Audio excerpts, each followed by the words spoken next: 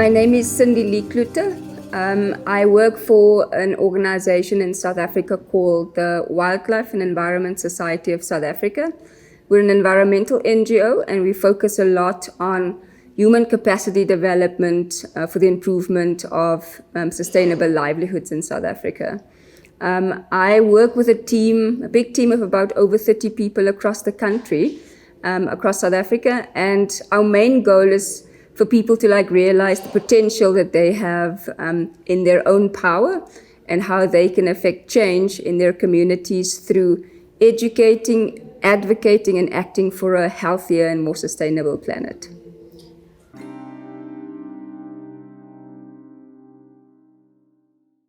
I don't think I connected with the field of sustainability, but it's something that's always been in my nature. So when I grew up, the practices of my family, even though they didn't call it sustainability, it was closely related to what we believe sustainability is today. So, for example, my great-great-grandmother, she would tell us about the plants, the animals, why they are important and why we have to have respect for them. My family believed that animals are like beings that have souls, beings that have interests, beings that are closely connected to each other, forming ecosystems. And that's the kind of relationship I grew up with nature. So I firmly believe that I didn't choose sustainability, but sustainability chose me because it was a part of my life consistently from when I was a child to where I am today. A lot of the reasons why I went into this career is because my parents couldn't. They didn't believe, but conservation and sustainability and environmentalism in South Africa started very fortress. So when the colonizers came to South Africa, they had a specific idea of what conservation should be, and that was completely different to what my family believed conservation is. And so my parents internalized what they were told, and they believed that conservation and environmentalism wasn't for people like them, even though they lived it every single day. Mm-hmm. And so my resistance then was the fact that I was going to show people that this is also part of my heritage. This is also something that I want to be a part of, and part of the legacy that I would like to leave for generations of my family to come and beyond is to say that sustainability, the environment, is an integral part of who we are as human beings, and we should embrace it. So.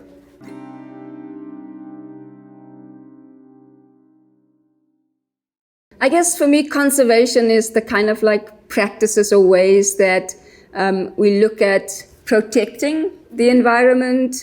In South Africa, as an example, there are specific national parks, nature reserves established for the purpose of conservation.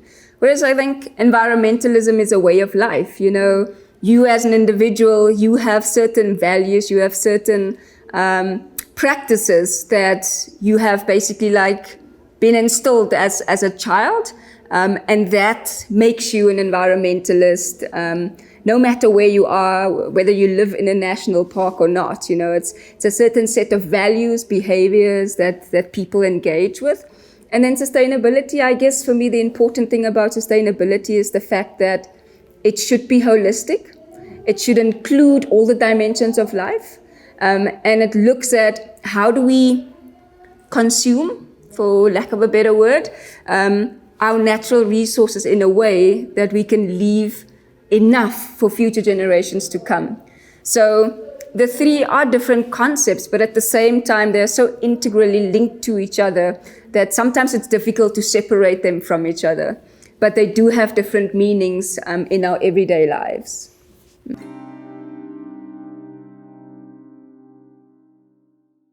The South African system in South Africa, we've come a long way in terms of what quality education means. I guess in South Africa, like the rest of the world, when we speak about education, there's a lot of divide still. There's a lot of like have and have nots, even within the education system. So you have schools that are really, really, really well resourced in terms of like, not just finances, but equipment, labs, spaces that can break the boundaries of the four walls of a classroom. Then you have schools in South Africa that are still very much just on the edge of everything they need. So in those schools, even everything that they need for the learning journey of the children is not enough. And then you have schools that have overly too much. So there's still a big divide in terms of like resources to ensure equal and quality education. But at the same time, some schools in South Africa don't see the have and the have-nots as a barrier. So I've been to some schools where teachers have been like super creative in terms of like how they can make the learning journey of the learners at their school exciting, impactful, without a lot. And that's the difference, I guess. You know, sometimes teachers and the way that they multiply knowledge and create knowledge with learners is where the difference is the most. So at the moment in South Africa, coming to an environmental point of view, the Department of Education is looking at how do we include concepts like climate change in subject areas that teaches life skills. So we have a subject called life orientation, and it really, I don't like to call it soft skills because soft skills are also hard skills. Yes. But they are looking at how do we bring concepts like climate change into a learning area that teaches us about resilience, how to adapt, how to be able to like make decisions to adapt, and that's a focus for the education department now. So even though sometimes, you know, education systems and changing of curriculums, that moves slow, there is progress in South Africa.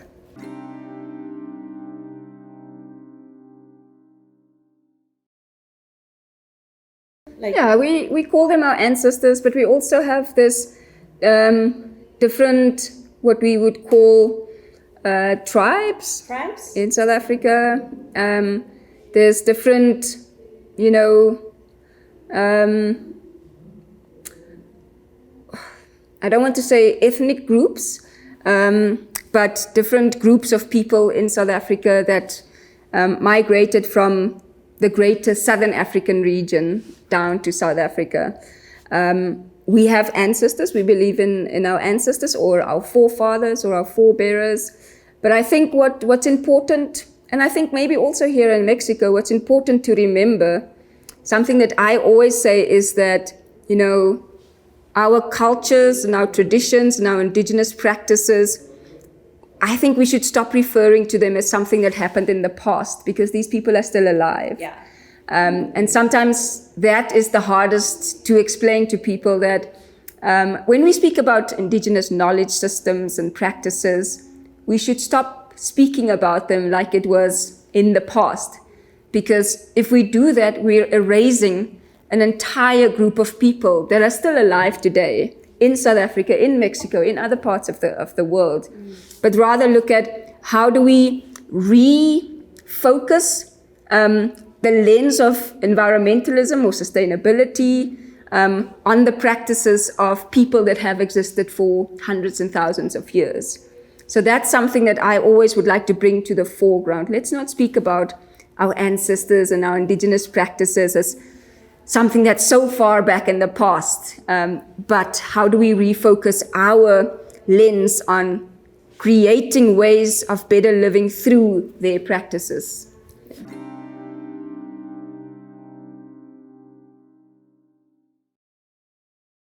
If I think about it now, it's like our journeys. It's a journey. So we learn from each other, you know. So our ancestors, obviously, they have passed. Yeah. they're no longer with us. But at the same time, they're still with us through our practices, through the things that we do, whether it's conscious or subconscious.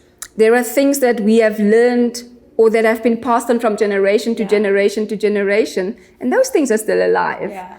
So even though someone is not with us anymore, their values, their belief systems, the things that they used to do is still very much alive because we are alive. Yeah. And so I don't have a specific word for it, other than, our being, and this is, what we spoke about yesterday when we spoke about I am because you are. Yeah. Just because you are no longer here anymore doesn't mean that I'm not here anymore. Yeah. And so it's difficult to put it in a word because it's so complex and it's so big that I'm struggling to think of one word to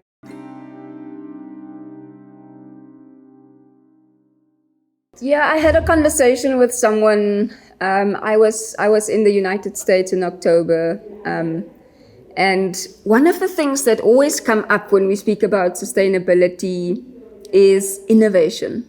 There's so much pressure to innovate and come up with new ideas that sometimes I feel like innovation and continuously innovating might be part of the problem.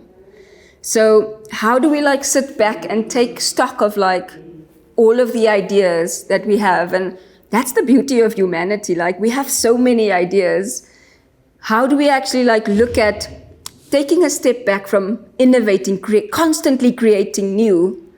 And innovation, I guess I'm taking a very narrow focus when I speak about constantly developing new, because innovation can also mean rethinking. Mm-hmm. But at the same time, I'm also wondering, how do we look at innovation from a point of not creating anymore? There's a discussion about degrowth. How do we degrowth to be able to foreground sustainability? Yeah. And that's the kind of discussions that I think we should be having a lot more. There's so much pressure, and rightfully so. We are in a climate crisis. Our biodiversity loss is taking place at huge rates. But how do we look at taking that urgency, but at the same time taking a step back and saying, right, what have we learned, and what can we use from what we currently have without creating new? And I guess in a way that is innovation. You're innovating, you're not creating new, but you're re-looking, reimagining, redesigning. Yeah, and in a way I'm just thinking, how do we innovate? And innovate is a word that this person that I had a conversation with, which is Arjen Wals, he came up with the word, but it's something that really, really resonated with me. Yeah. Because at that workshop, I was just tired of hearing innovate. And I think he was too. And then he was saying, well, why don't we innovate? Stop this innovation. Let's just look at what we currently have and work with that.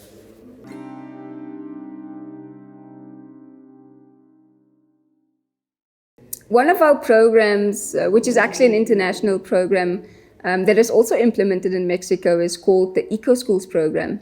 And one of the main themes of that program is looking at community and heritage.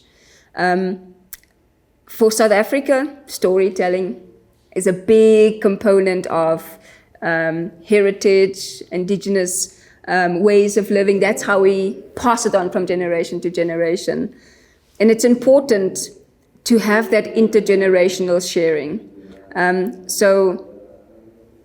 What can our grandfathers tell us about the space, the territory? We spoke yesterday about territory, the spaces that we are in. I remember when I did my master's study, I did it with an indigenous group, and they identified as fisher folk.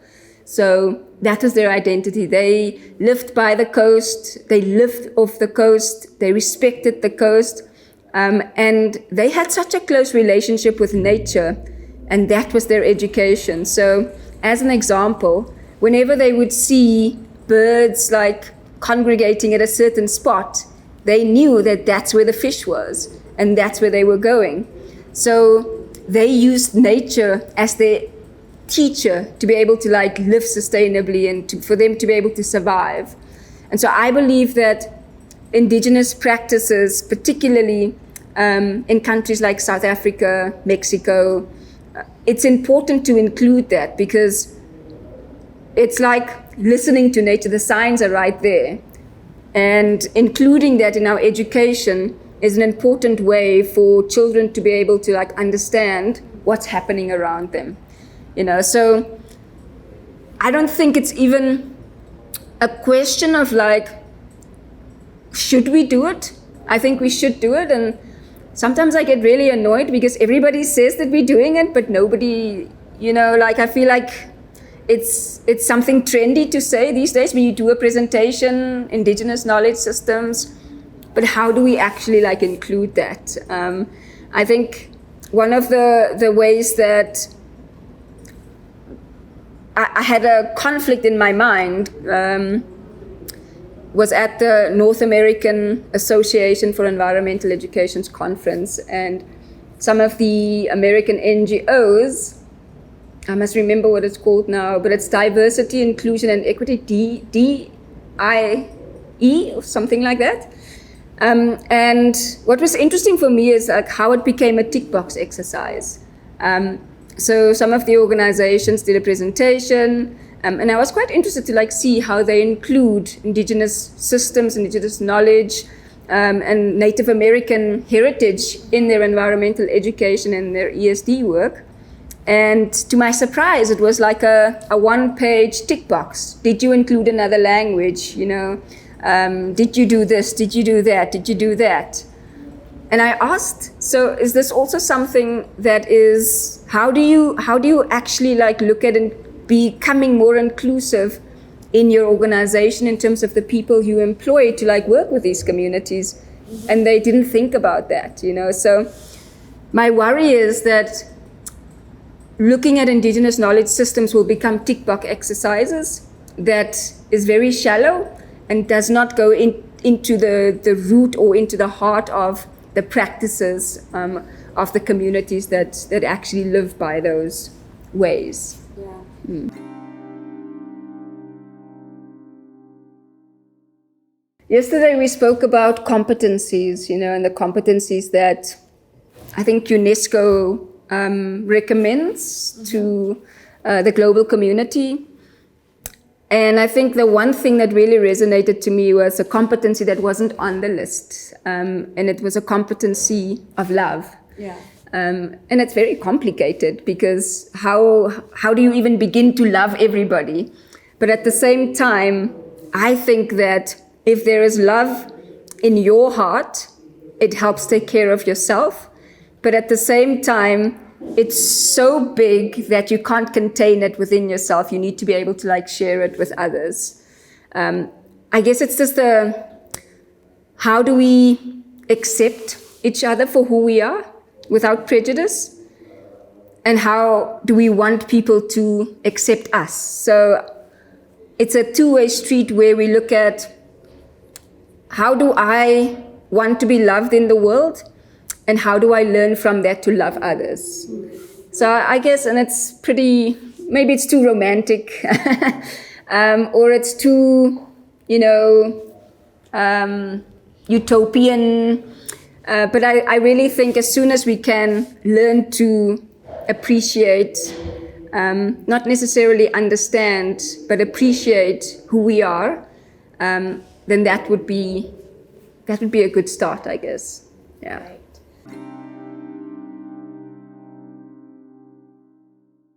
It's so interesting that you say that.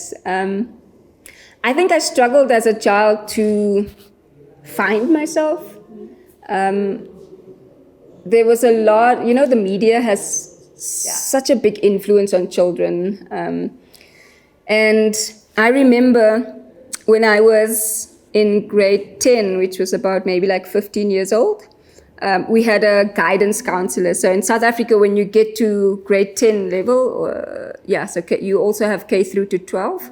So grade 10, you need to start making decisions in terms of like what career path am I going to go into? And now I think that's ridiculous, because how do you expect a 15-year-old child to make a life decision in terms of like what they want to become? But we had this career guidance counselor, and we were sitting in this huge hall, and he was basically saying we had to like close our eyes and visualize 3 red doors. I don't know why the doors had to be red, but I remember that he said 3 red doors, and that you would select the door that you would walk through. So I, being very unsure of myself at that time, I selected the middle door because I wanted to be safe, you know? And I opened the middle door. He said, you must open the door. And on the other side of the door, there was like a full-length mirror. You walk through the door and you go and look in the mirror, and the person that you are going to become will be staring right back at you. And that's the career that you would follow.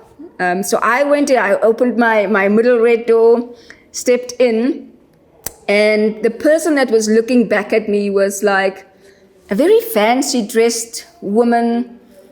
She had a briefcase in her hand, and she was on her way to court. And so in my imagination as a 15-year-old Cindy, I was a lawyer in the future. And after that, my best friend at the time, she was like, oh, what were you? What did you become? I said, I'm a lawyer. And she looked at me and she's like, you should be a nature person. What do you mean you're a lawyer?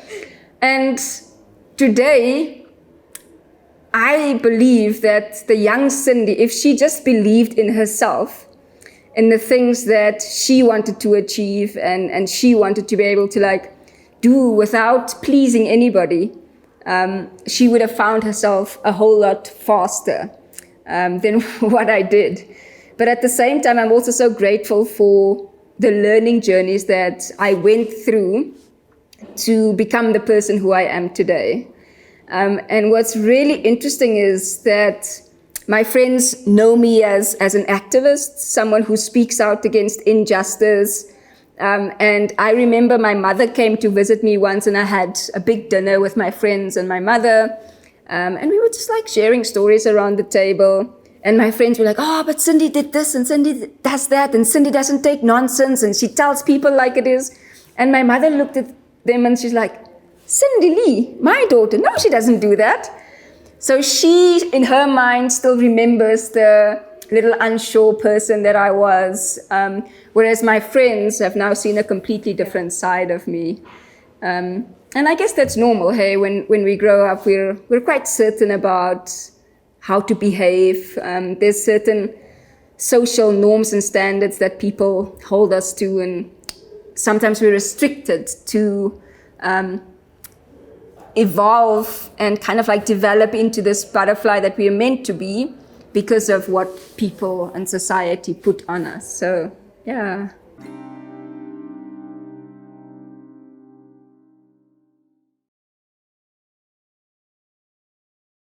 It's something that I'm constantly thinking about. So I don't have any children of my own, but I have about 5 godchildren. So I think the best thing, and I continuously speak to my niece about it because she's a bit older. She's like 13 years old now. And I always say to her, the most important thing for you to understand is that you can make up your own mind. It's okay for you to get information from different sources. You know, your parents will tell you something, your grandmother will tell you something, I will tell you something. You'll hear things at school, and it's okay to be able to like take all of that in. But in the end, it's important for you to be able to like take all of that and create your own decisions and create your own opinions of whatever it is that you are discovering. I think one of the most terrible things that we are doing to our children is the pressure to conform or to be a specific kind of child. And sometimes that blocks who they are naturally meant to be. I would like for us to be able to like give our children a bit more freedom to discover who they are and make mistakes, but at the same time be there for them when they make those mistakes. So that and I'm not a parent, so maybe I'm not the best person to answer this, but like, I just wish that when I was growing up, it would have been okay for me to explore, to discover myself in different ways. You know, a thought just popped into my mind. When I was at high school, like, you know, I was a little tomboy. Like, I never did the things that the girls did. I always wanted to climb the trees and stuff like that. And I remember one day coming out of school, it was so hot. It was literally like 49 degrees Celsius. It was so hot. And I remember unbuttoning my school shirt. And I was just like, I'm too hot. Like, I need to unbutton myself, yeah. And I did. And every auntie in the street that I walked in, like, was just like scolding me because I am a girl. Why is my buttons open? And I was just like, I'm just hot, you know. This is not about being a male or a female. I'm really just hot. And at this point in time, this is what I need to do to feel comfortable. But I couldn't do that because in their minds, girls are not supposed to like act like that. And I just wish that we would sometimes put those kind of like stereotypes and social norms aside and let people be comfortable.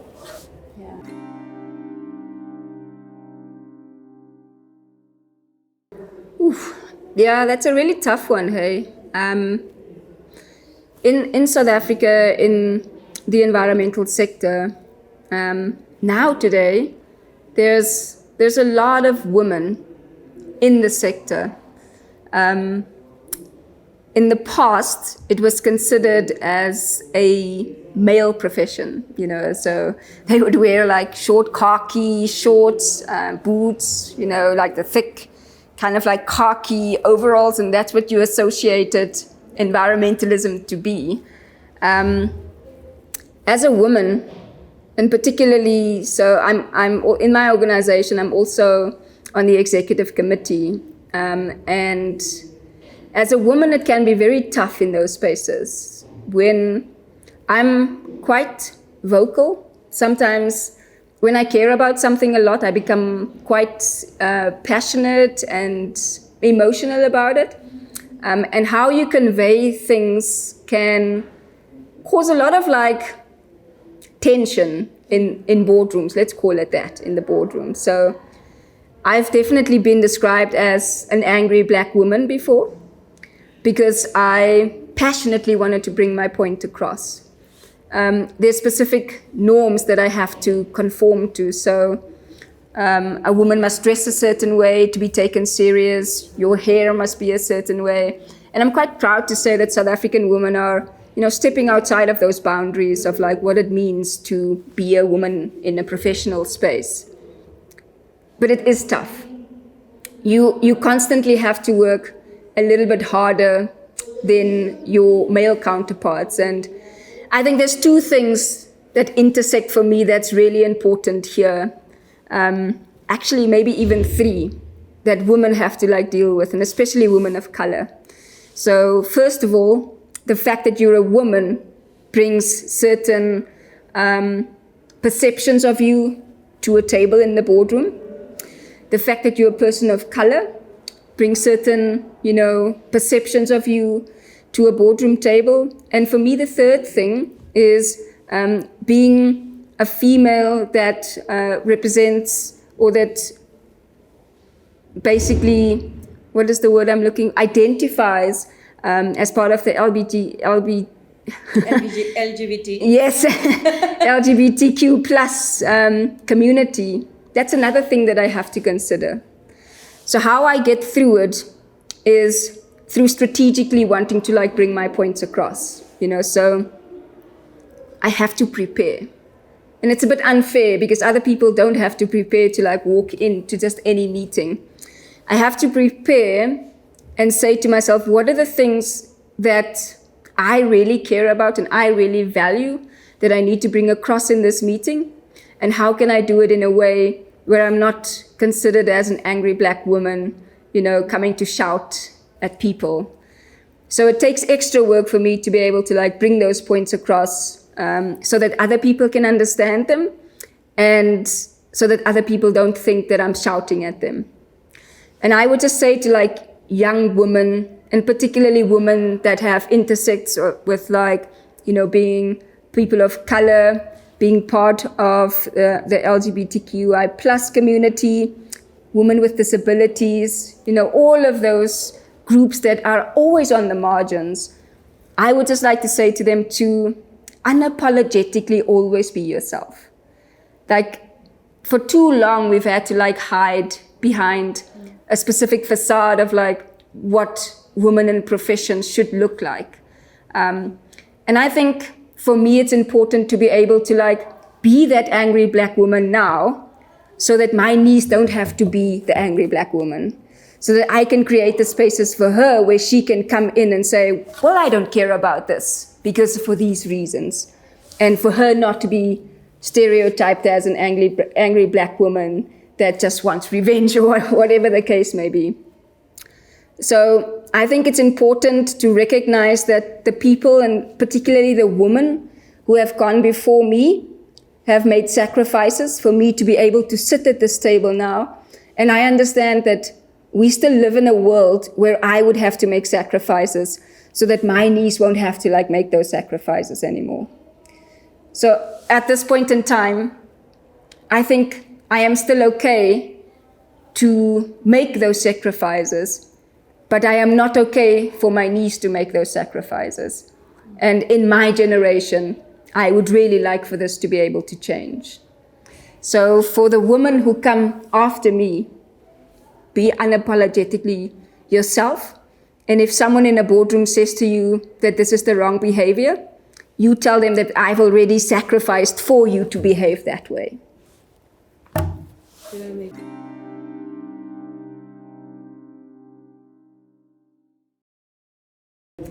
I think the origin that Jim explained about education is something that really resonates with me. So education is not about putting knowledge into your head, but it's about how do you bring out the best of a person through a process of education. That's the one thing that comes to mind. The other thing for me is possibility. So once we are educated and we get the best out of ourselves through education, the possibilities are endless. Possibilities for yourself, possibilities for your community, possibilities for your country. So that's the first two things that come to my mind when you say the word education. Sustainability for me is life.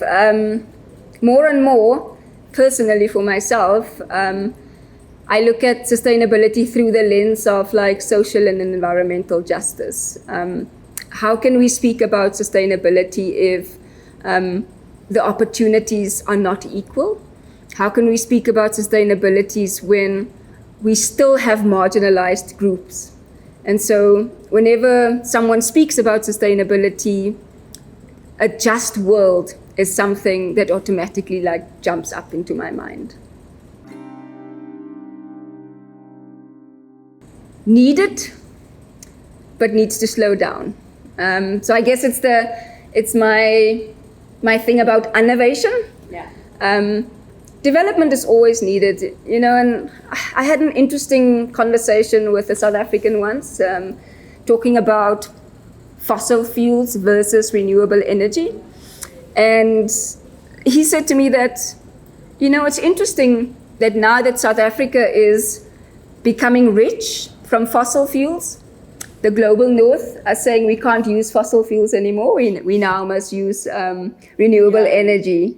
So after the global north, have become so rich of fossil fuels and other products that rely on fossil fuels, they are rich now. And now that it's South Africa's turn, everybody is saying, oh no, we can't do fossil fuels anymore.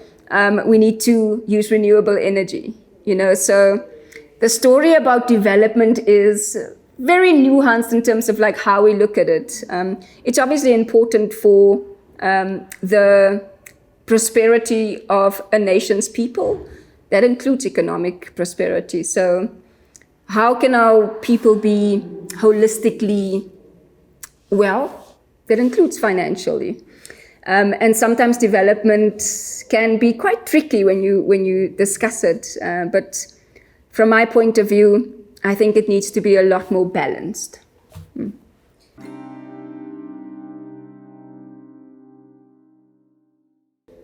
It's interesting when we speak about weaving, right? I always get reminded of those blankets that people make to give each other, like a quilt. Yes. And sometimes that's associated, like blankets are associated with babies. Yes. So when a baby is born, then someone brings like a blanket or a quilt or whatever we want to call it. That to me signifies, first of all, strength. All of the different threads coming together, holding each other together. Also unity.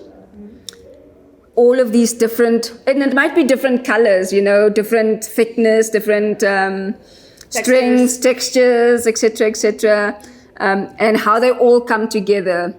This signifies strength, it signifies unity, diversity, and within all of these things, we are stronger together. So I guess, the main thing for me is like all of these things together signifies strength.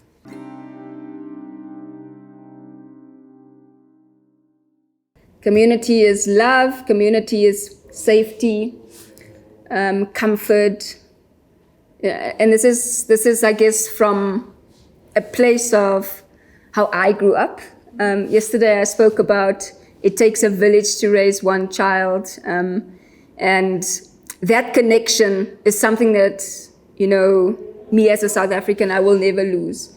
No matter where I go, we speak about, let's make an example, America being very individualized. So if I, for whatever reason, have to migrate to America, I think I would fight very hard to be able to create community with individual people, if that is the case. But it just creates, in my mind, community is a sense of comfort. It's a sense of responsibility. I am because you are. And it's something that's really beautiful back home. And it's something that you can always count on. We have this saying that sometimes in Johannesburg there's also a lot of individualism. And we have the saying that, you have to live in a neighborhood where you can go to your neighbor to ask for sugar when you run out. That's community. So if you're in a crisis, there's always someone there to help you. Yeah. Nice. Great. Thank you. You're very welcome.